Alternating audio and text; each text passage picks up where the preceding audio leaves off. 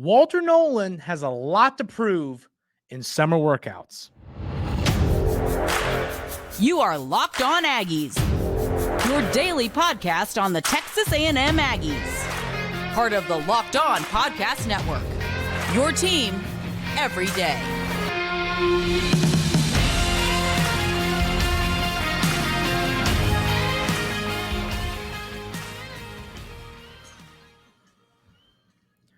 Welcome on in the Locked On Aggies. I'm your host, Andrew Stefaniak. Thanks for making Locked On Aggies your first listen every single day. Today's episode is brought to you by Bird Dogs. Go to birddogs.com/lockedoncollege and they'll throw in a free custom Yeti-style Bird Dogs tumbler with every order. Today, we're going to be talking about 5 guys who just have a lot to prove this offseason during summer workouts, during all the different stuff that goes into preparation for the start of the season. And today, we're going to start with Walter Nolen. The reason Walter Nolen is the number one guy here is because he's just talked about a whole lot. A lot of Aggie fans are excited to see what Nolen is going to put together on the field this season. I'm excited because I think he's going to have a big year. I think, we talk about positions. So the guy who we're going to talk about second is in a position where you can kind of come in as a young player and just play on the spot. When it comes to, being in the trenches, playing offensive line, defensive line, some positions like that, you have to really develop into a college football body. And not every player is really able to do that, is able to just hop onto a college football roster and play day one. So I think a lot of people were kind of disappointed by what Nolen did his freshman year. I get it because, when you're a 5-star, when you're a highly ranked guy like that, I get it. I can see why some people say, I think he could have done more. I think he could have had a better year. But at the end of the day, you still do have to develop into that body. It's not like a running back or a receiver where you can just kind of come in and it just clicks like that. It's just, you're adapted to college football. And I think that's kind of what we saw with Nolen last year. I think this year he's going to have to just take this offseason, take the rest of the summer, the practices leading into the start of the 2023 season, and just continue to get bigger, faster, stronger, because he's a guy that I have in my 2 deep currently. I've seen a lot of people around Texas A&M football in their 2 deep. He's not the starter right now, and I get it. I mean, you got the Shamars. This defensive line is stacked, and that's one problem facing Nolen here. It's a problem facing, frankly, a lot of this roster is there's just so much talent all around. For Nolen, it's like, he was a 5-star. It's like, well, heck, there's 4 other 5-stars, 6. I mean, there might be more, there's 4 or 5 other 5-stars competing with him for a position. So it's not just like, well, Mr. Nolen, you're a 5-star, so you're going to play. There's a whole heck of a lot of them. But just watching the tape on Nolen, watching last year's tape, watching replaying the spring game, it's just all the pieces for his game are there. He's quick off the ball. It's just everything to be a first-round pick is in Walter Nolen. He just has to prove it and get into the starting lineup. And frankly, like I said, I don't have him in my starting rotation currently. Now, on the defensive line, these big guys are going to be rotating in and out throughout the game because, they're bigger dudes. It's hard to keep your stamina up the whole game. So you're going to see, it's not like a position like corner or, where there's rotations. You see a rotation on the defensive line to keep guys fresh. And so regardless of if Nolen does start, you're going to see him on the field on a game-to-game basis. But I do think that he's going to potentially work his way into a starting role. But I think by the September 2nd, when the Aggies open their season, I think Nolen is going to be a starter. But the thing about it is like, as I said, the guys that he's going to be starting over are 5-stars, so it's like, it's not like because he was this top 10 rated player at a high school that he's just handed a starting spot. A lot of the guys in his position group were also highly ranked 5-star players. He's not going to be handed anything. He's got to work hard this offseason and continue to develop. And frankly, this defensive line has to stop the run. That was the biggest issue with the defense last year. And I don't think that comes as any surprise. It was something like it was 240 yards a game for opposing offenses or opposing rushing attacks on the ground last year against the Aggies, which is like, traffic cones. You might as well put a traffic cone out there. And I think Nolen's got to be, he's got to be a part of the help, not the hurt when it comes to stopping the run. He's got to be someone who can plug, stop running backs, not let them get to the second level. The defensive line as a whole has to do that. But frankly, I think the reason I bring up the run stopping game is because if you don't stop the run, there is someone else who will stop the run on this roster. That's how deep the room is. So if you're not helping stop the run, they're going to find somebody who will. And I think Walter Nolen is going to be part of the solution, not the problem, when it comes to stopping the run. So I think he's got a lot to prove this offseason and the rest, before we get into the season, these next couple of months. But I think Nolan's going to prove it. I'm high on him. And I think when this is all said and done and his Aggie career is done, I think Walter Nolen's going to be holding up an NFL jersey up on the stage with the commissioner in the first round. I think he's that talented of a player. And I don't think that's a bold take. I think many would agree with me on that. So hopefully Nolen continues to work hard and has a dang good sophomore season in College Station. The next guy we're going to talk about is a true freshman. It's running back Rueben Owens. Rueben Owens, and he was what I kind of alluded to without, keeping you all suspenseful here, keeping the suspense up. But he's in a position at running back where I think it's a little bit more instinctual. I think you can kind of come in as a freshman, like Quinshon Judkins over at Ole Miss. He is a monster. He was a monster last year, and it's actually terrifying to think what he might do to the Aggies this season if the defensive line doesn't fix the run stopping issues. So I don't want to talk about that because that's going to stress me out. But Owens is a guy, Le'Veon Moss and Amari Daniels are the guy, and Rueben Owens are the three guys that are kind of fighting to be I think it could be a three-headed monster. I think it could also be while I think it could be a three-headed monster, I do think that someone is going to take over the starting job. I'm hoping, and I'm in hope and belief that it's going to be Owens. I think he's that talented. Watching back the spring game, watching his high school tape again, it's like, you can watch tape and just know that guy is dang good. And that's what you see when you watch Owens tape. I think that the offensive line taking a step forward, like I believe it's going to, is going to be a big plus for Owens in this running game as a whole. But I think Owens, has a lot to prove. Moss and Daniels have been here. They've played before. They were, of course, behind A-Chain last year, but they've been around. They've played college football for Coach Fisher. And so Owens is immediately behind the eight ball, just simply because he's a true freshman.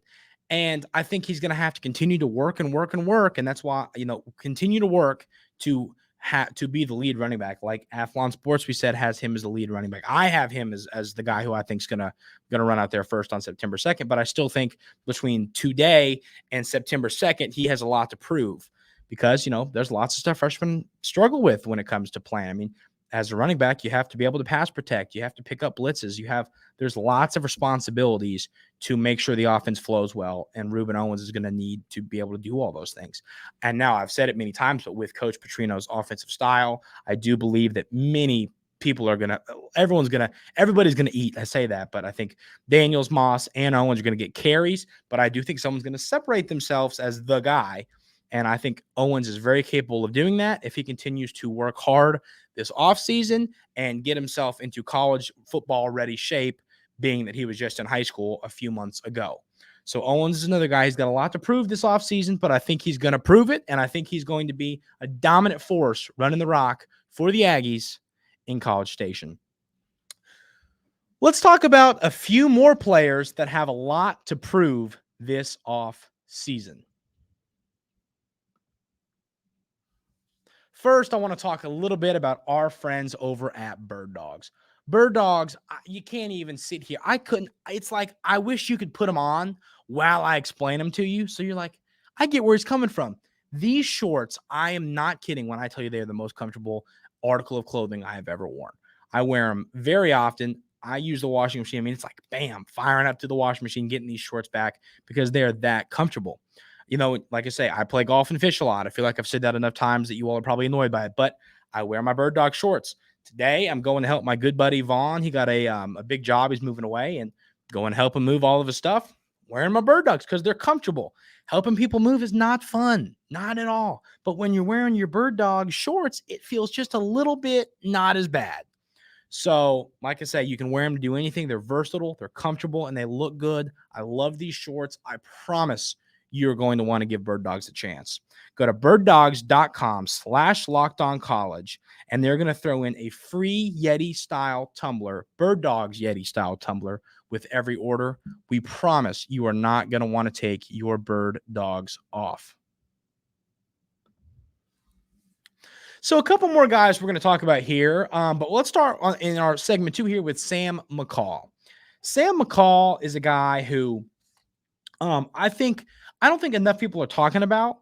I have him in my 2 deep currently. I don't have him as a starter, but I think this is it's the same kind of thing we talked about with Walter Nolen. I think that is just how good this cornerback room is going to be. I think this defense, no one's sleeping on the Aggie defense. It's been top 10 everywhere. Everywhere, I have it as a top 10 defense. Every publication you've seen write about it has it as a top 10 defense. But I think when this is all said and done, I think this Aggie defense could solidify itself as a top 5, top 8 defense in college football.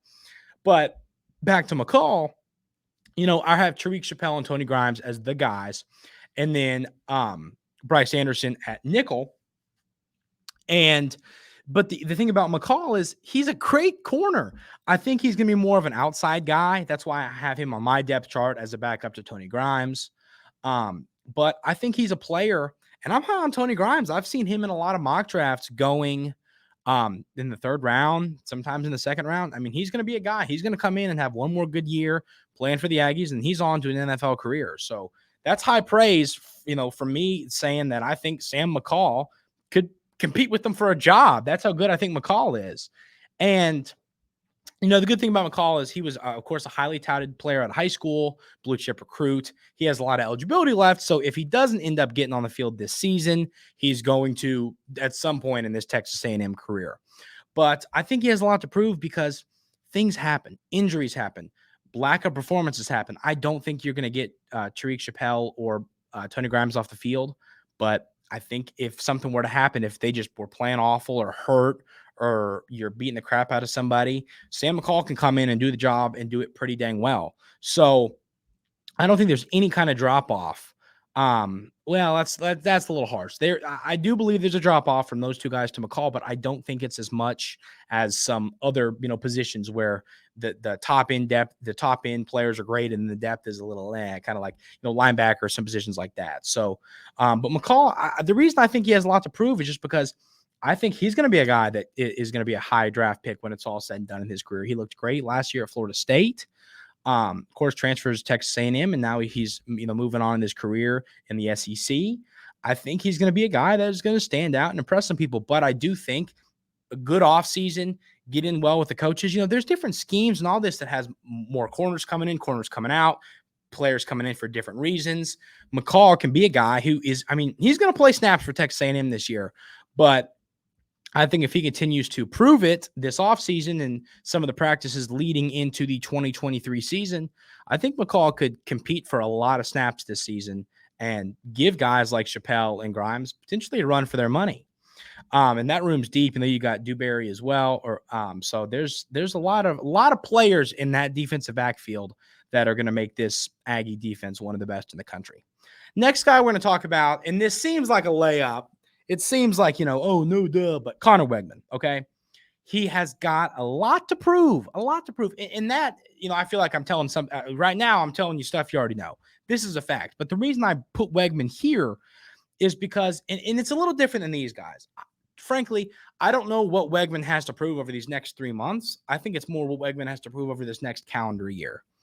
The goal is to be sitting this time next year and talk about how big of a step forward Conor Wegman took this season, this offseason, everything. Of course, next, we're in the future, we're saying. So, and I think he's capable of doing so. But one thing I think Coach Fisher has done that was a smart decision is, and you could say it's coach speech, which I get that, but is his whole comment on, saying, everybody's competing for a spot. Nobody has a spot handed to them. Now, do I think that's coach speak a little bit? Yes. I feel pretty confident in saying Conor Wegman is going to be the starting quarterback for Texas A&M this season. But, he's a young guy. He's a sophomore, a true sophomore. So you hear that. And like I say, I I played college baseball, and I remember, coaches would say stuff like that. Never stop working. Anybody's going to get your job. So like, I feel like I can give some experience to this a little, obviously not to an SEC quarterback position, but like, coaches would always make it pretty clear.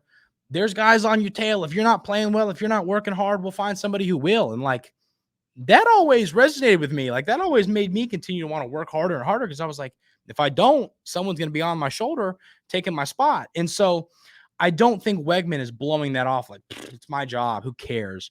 I think he's taking it, and he's a young guy. Like I said, I mean, I was there a few years back. I'm same shoes. I'm not it way different than being an SEC quarterback, but same shoes in college athlete, couple years in high school. And that resonated with me. And I think it does the same with Conor Wegman. I think it's like, I think hearing that from your coach when you're young and you're scared and you just want to perform well and you want to be out there playing for your team and competing with your teammates, hearing stuff like that, it makes you work harder, because there's someone over your shoulder that if you don't play well, if you don't perform, there's someone right there taking your job.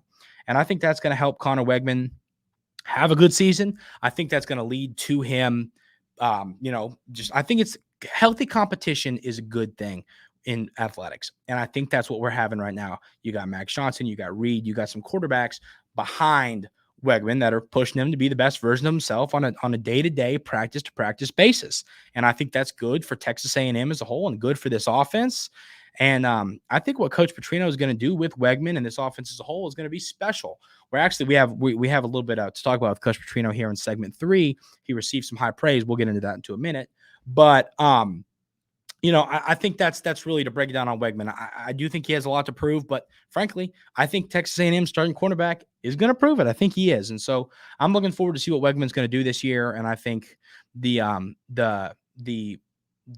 there's a lot to be excited about for Weigman and what he's going to do this year. The future is bright. That was the term I was looking for. I think the future is bright with Conor Wegman, quarterback in the Aggies. Next guy I got here, next and final guy, is Noah Thomas. I can't express how much I like tall receivers. I love tall receivers.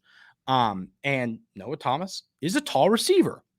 I like tall receivers because I like winning 50-50 balls, and I like guys that can go get the ball in the red zone. And I think that's stuff that Noah Thomas can do for the Aggies. Now, of course, you got Anais Smith, Evan Stewart, and Musa Muhammad. So, but a couple of you got a couple guys that are fighting for starting spots that are slot guys that might be forced to play outside. So it's going to be interesting how it all pans out. But Noah Thomas is a guy who plays outside. I've seen one depth chart where they have, I think it was Muhammad as the starting slot receiver, Anais as the backup slot receiver, and Noah Thomas as the starting outside receiver. I don't agree with that at all. I have those three guys as my starters, with Noah Thomas kind of being the next guy up. But frankly, at the end of the day, Noah Thomas is in this battle to be a starting wide receiver for Texas A&M. And I think he's good. I watched, once again, watched the tape, watched the spring game back. He runs crisp routes, which you don't always see with tall guys. A lot of times tall guys, they just kind of lumber down the field and catch, bombs. But it's not like that with Thomas. I was impressed with his route running ability. And he run blocks well. He does a lot. He does the little things right. And that's what I like to see in a wide receiver, in a football player in general. So Thomas is a guy, he has a lot to prove over these next few weeks, over these next few months, because right now, once again, he's in my 2 deep. He's a guy who could get into a starting role between now and September 2nd. But once again, there's a lot to prove. Got to keep working hard, have some good practices, put in the extra work, do the little things necessary to put yourself in a position to succeed. And I think Thomas is going to do that. Now, regardless of if he starts, kind of like what we said with Nolen and McCall, like Noah Thomas is going to get targets. He's going to be in football games playing a relevant role for Texas A&M this season. The question is, does he have a role like Smith, Muhammad, and Stewart? Right now, I don't think that's the case. I think he's going to have a role where he comes in and maybe gets a couple red zone targets, a couple fade routes you might see to throw some fade routes you might see get thrown to like D-Hop or Mike Evans. I think you could see stuff like that to Noah Thomas. I think they could use him in that role. But he's going to have a role for this team, and I think he's going to excel at it. But I think with a little hard work and a good rest of the offseason, he's a guy that could potentially work his way into the starting lineup by the start of the 2023 season. Coach Petrino received some high praise when it comes to the offensive coordinators in the SEC.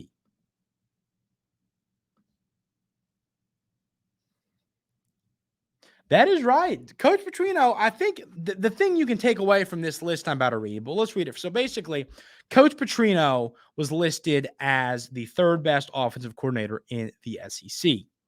First was Mike Dimbrock from LSU. Second was Mike Bobo from Georgia, which we won't discuss that. Don't really agree there.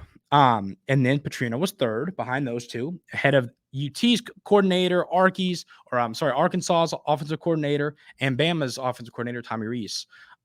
So I think that's some high praise, because I think what it says is people in the media, like myself, I've been very candid with my opinion on Coach Petrino. People aren't concerned with him, needing to figure it out back in the SEC. I'm really not. I think offense transfers. His offense has worked in the SEC before, and I think it's going to work again. So I think seeing this, it's good to see that the national media outlets are out here saying Coach Petrino is going to have a successful season. But I think what he's going to do is just make life easier for guys like Rueben Owens and Conor Wegman and all the receivers and this offensive line, because his offense is player friendly. It's quarterback friendly, because he gets people open. He's not always running 70-yard routes and stuff like that. He gets guys open, and he does things the right way. I think that's going to make this offense better. And I think that's going to help some young players, like we said, Stewart, Owens, and Weigman, figure out their roles early on in the season. With you having a game against Miami early on in the year, you're basically going to have one get-right game before you have to play Miami, which is one of the bigger games of the year, especially early in the season. So I think Coach Petrino's offense is going to help those two guys, or those handful of guys, young players in the offense, kind of settle into their roles. And I think that's a positive thing that he's going to do for this football team. But I'm high on Coach Petrino. I've said it time and time again, and I can't express it enough. I don't think people around are high enough on what he brings to the table for this Texas A&M football team. I think he brings wins.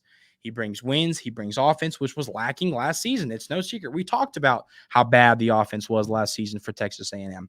So Coach Petrino comes in. Coach Fisher's hopefully going to take his hand off the playbook, and say, Bobby, it's all you, brother. And I think that's going to lead to some wins for the Aggies. I think Coach Petrino himself could equal a couple wins. That's how high I am on what he brings. I've looked at the numbers on his offenses. I've looked at all the analytics on that stuff, and I think he makes this football team increasingly better. And I had a friend of mine, not a friend, a friend now, but a Tennessee fan in my comments yesterday, which I appreciate. If you're watching today, I really do appreciate you tuning in. That meant a lot seeing a Tennessee fan. But comment and talk about how, I was kind of saying Coach Petrino would be a magic fix. And frankly, I stand behind that statement, because I think the players are there. I really think last year, I know there was a few things with quarterbacks going down, and then Smith going down, and Bryce Foster going down. There was injuries that led to the offense struggling.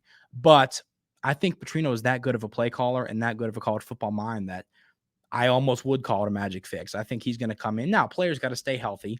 Someone commented, which is a great point, and said the best ability is availability. I hear that one all the time, but it's reality. That truly is. So if everyone stays on the field and Coach Petrino's offense transfers back into the SEC like I believe it will, I think this can be a dang good situation for the Aggies to be in, and I think Coach Petrino makes this football team a whole heck of a lot better. That is going to do it for today's episode of Locked On Aggies. As always, I really appreciate you all tuning in. I can't express enough how much it means to you all sitting here watching me every day talk about Texas A&M. It's a dream come true to be able to do this for you all on a day-to-day basis. I'm planning to do a mailbag segment tomorrow, and probably in the last segment for Friday's episode. So if you all have any questions, anything you want me to talk about on the show, put it out in the comments, and I will bring it up during Friday's episode of Locked On Aggies. Once again, that's going to do it. I appreciate you all tuning in, and we will see you tomorrow.